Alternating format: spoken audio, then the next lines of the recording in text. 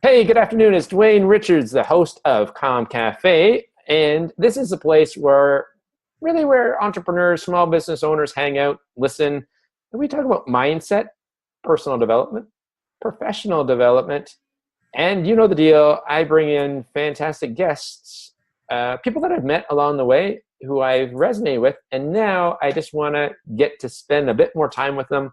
So the best way to do it is bring them on as a guest. So my guest today, gentlemen, I met here in local to Toronto, Sheriff Tower. I know, Sheriff, like the police sheriff. It's really awesome. I would like that. And we're going to do a whole branding around that name later on. But he's a business coach and strategist, and actually worked with him a while ago. And he had this really cool thing about the 10 people you want to spend more time with, or 10 people in your life. But we'll get into that later. His business is called Whirlwind Consulting. And here he is, my friend Sheriff. Hey, welcome to Comm Cafe. Thank you so much, Dwayne. All I'm right. really happy and excited to be here. Thank you. And now we just had a long conversation. Now we're going to actually record a little bit of it. It's fantastic. Now, I'll be jokingly aside. Like lots of people say they're business coaches and strategists. So let's get right into it for those people that love credentials and like, what makes you qualified to be a business coach? So over 15 years back, I started off as a trainer. And I was at that time working for a company called Door Training, which was part of General Motors and Raytheon Systems. And I was qualified to be a master trainer. I worked across industries with large companies, medium-sized companies, and small companies, training right from the leadership to the management team. Over a period of time, I found that my strengths lied more in one-to-one, working with entrepreneurs and coaching them to be more successful. When I came to Canada in 2008, I did my MBA with St. Mary's University, and then which is in Halifax, and then I moved to Toronto, and that's where I started, coaching small and medium-sized businesses, entrepreneurs, to help them to succeed in business. And I focus really on growth.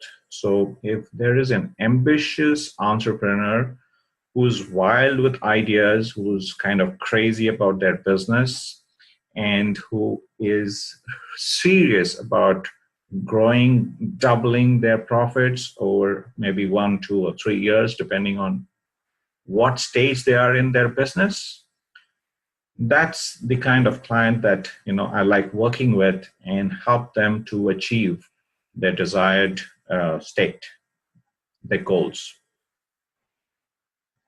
Okay. So it's really someone who's already going to get that fire lit under them. You're not necessarily, you could be the fire starter, but it'd be better if someone's already got the fire under them and they're ready to grow, not so much someone who's just thinking about, dabbling in business. I like flaming the fire is there, but let it grow and let it I put a lot of fuel so that it's more powerful. And that's what I look at. What I really focus on is to really understand what the entrepreneur is all about. So my first few sessions is to assess what is really making this entrepreneur tick. What are the blocks? Where does this person get their passion from? Where does the person get the fire from? And what are the things that are stopping the person to be the person that they should be or they desire to be? So a lot of my first few sessions goes into assessing and empowering the person to actually move to the direction that they wish to go. Then what I do is, after we have done the assessment, we kind of set a path on which we would walk. And this includes the tangibles, the intangibles, the subconscious, and the critical goal setting. So I work on both aspects. I work on the subconscious, I work on the conscious, and I work on creating strategies for the business. That's the next step. What I do is I use a lot of tools which are useful in helping the entrepreneur find what they're looking for and therefore become empowered in what they want to do. What would be what's I know we talked about it already, but not on the recording. So maybe one example of training or a tool that you've learned that now that you apply, because you talked about NLP or assessment tools. So what's an example of one of the tools that maybe people have heard of or maybe have no clue what it is? So of course I use NLP. And to explain a little bit, neuro-linguistic programming, which is NLP, is basically working with the subconscious. So what we say and what we think is what we do in terms of creating our own lives. And I'm able to assess what the person is thinking by what the person is saying, the words people are using. And I also help them to start using a different language, which is more empowering and will take them towards what they're really wanting to achieve. So I do use NLP quite extensively as a tool, but then I also use other strategic tools. So, depending on where the entrepreneur is, for example, yesterday I was working with an entrepreneur who is into consulting. It's a B2B consulting company. So I was able to help this entrepreneur create a consulting model because I have, over a period of time, I have used consulting in coaching very extensively. As I believe that, when you coach the person, but when you're working with a business, you then take on the role of a consultant, right? So I kind of try to be two in one, coach and consultant for my clients. So this lady, she is like into consulting, a B2B consulting company, and I was able to help her to create a consulting model which is profitable. That's very important.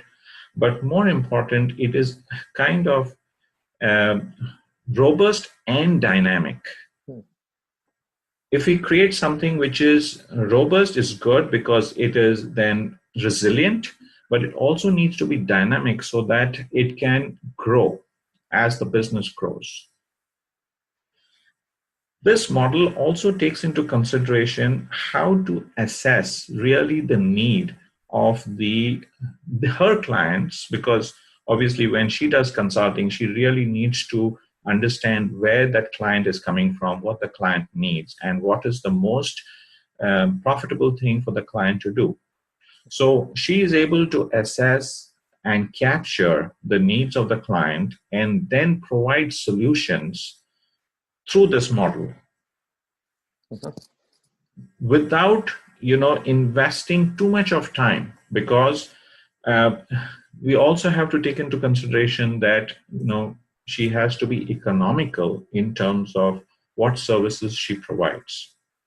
So giving value means not only economic but also giving the benefit. So creating a model which is effective and efficient so that she can capture the needs and then provide the best possible solution is something that we created from a consulting tool which I have created for my clients. Wonderful. All right. Now, so that's a great, so thank you for that. That's a great analogy, because sometimes listeners are like, what type of thing does he the type of thing do business coaches do? Because somebody's like, I don't need a business coach. So I don't know what they do. And you just gave a great analogy of the type of stuff that you do with a client. So thank you for sharing that point. Now, what would you say with all the clients that you work with, a lot of, the small business owners, the entrepreneurs, the people who have spent time from corporate moving to entrepreneurship, what's the number one challenge, do you think, that seems to be a theme? Is it time management? Is it goal setting? Is it just figuring out what their passion is? What's the number one challenge, or the top three challenges, if that makes it a little bit easier? That's an excellent question, Dwayne. So I find that the top challenges, of course, is time management and organizing. So most entrepreneurs are, have this challenge, and some have it because they're just doing a lot. And, you don't have enough time in the day because there's only 24 hours in a day, or 168 hours in a week. So there is always this challenge for entrepreneurs, especially the ones that I work with who are ambitious and who are wild and who want to grow. So for that, I have, created a tool which is called Week in Your Life, which is a strategic tool which helps entrepreneurs to step back and really look at how they are spending their week. Then, once they are able to assess the week, they then decide on how they would like to spend it. And there, the focus is more on the important than the urgent. So there are certain things that only, like if you look at the Pareto's rule, right? There are certain tasks which will only give you the 20% of the benefit. So what we want to do is we want to take on things and tasks and work which will give us 20% of the work, which gives us 80% of the results. I like that. And I found it, myself, is that when you slow down, you go faster. If that makes sense, is that just slow down, take a breath.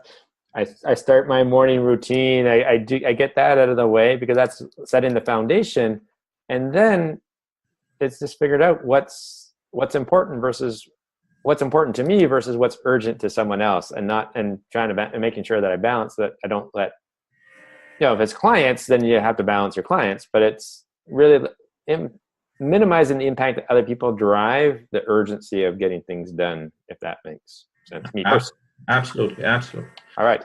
Now, we'll keep it a bit shorter today because the plan is to bring you back in the new year because you got some workshops, some things in the queue. We're just not quite ready to announce those today. Yes. Do you have I forgot to ask you, what's the best way for someone, if they like even just that, like I like it already, just that week in your life idea. Now, is there somewhere where people can go and find more information about you and how they could get started working with you? Do you have a website, Facebook, LinkedIn? What's the best place to track you down?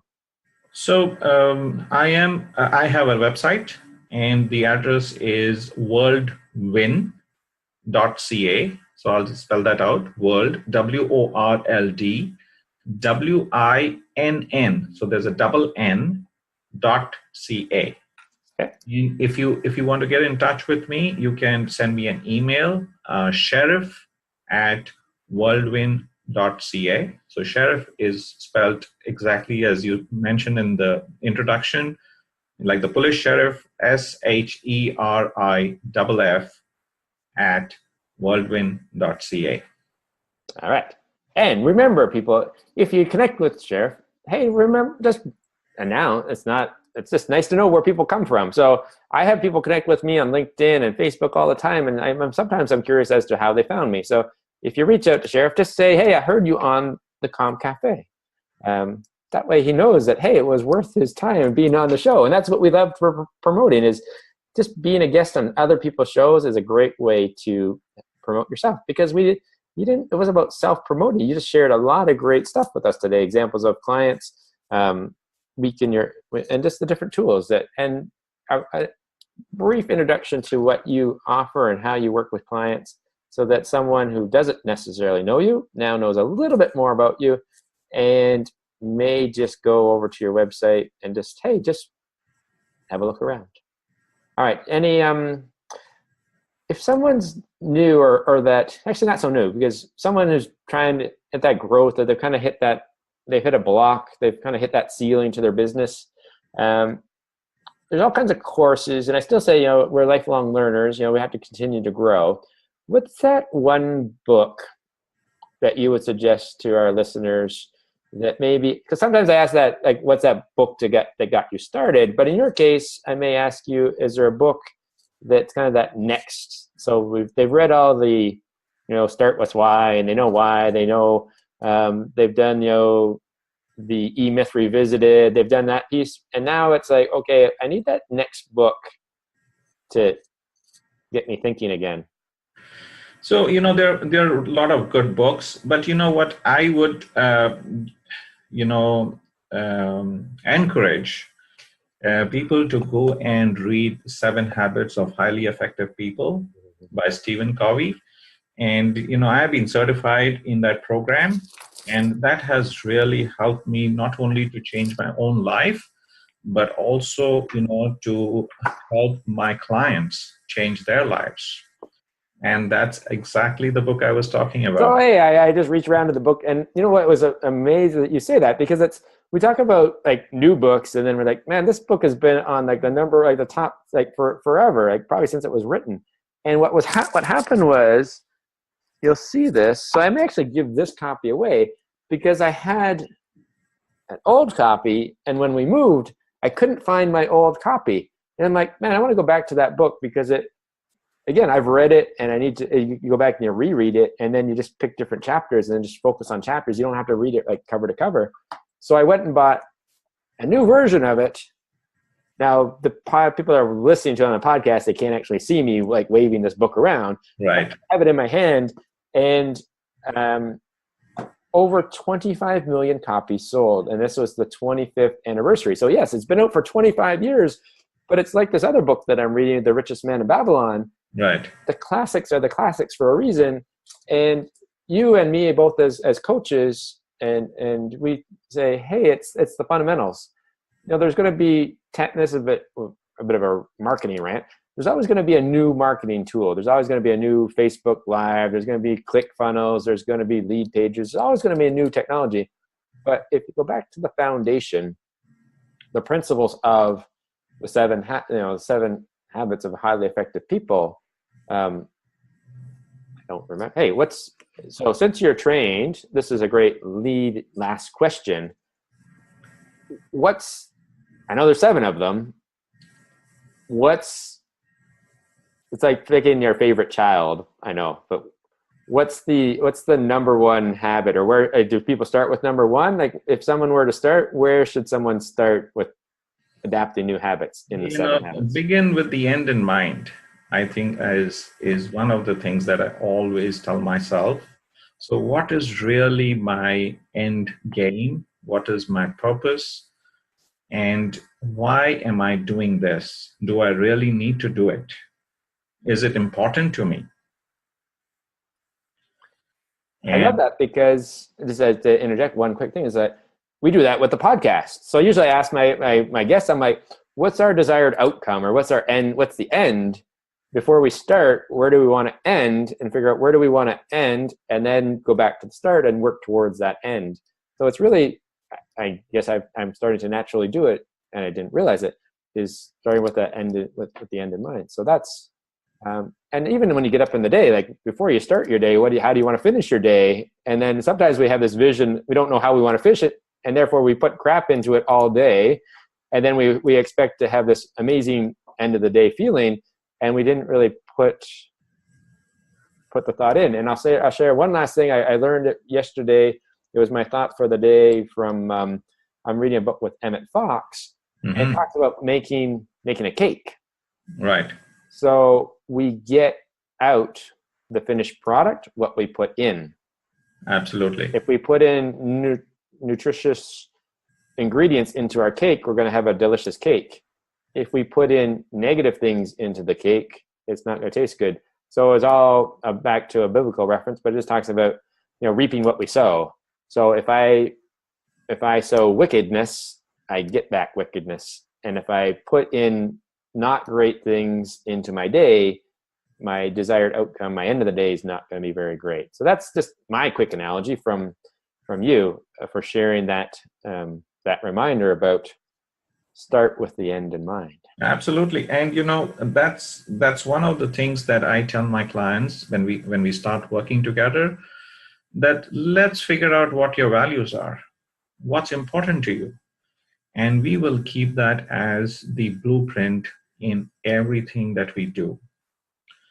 And more important, when you have your business and it has a life of its own, the business should have its own values. What's important for the business? Yeah. Only businesses with values are robust and they will last a long time. Okay, I love that. Now, I don't usually do this, but if it's okay with you, I'm just going to share a quick little tool for the listeners, because it falls into this, because sometimes people don't know what we mean by values or aren't sure what their values are.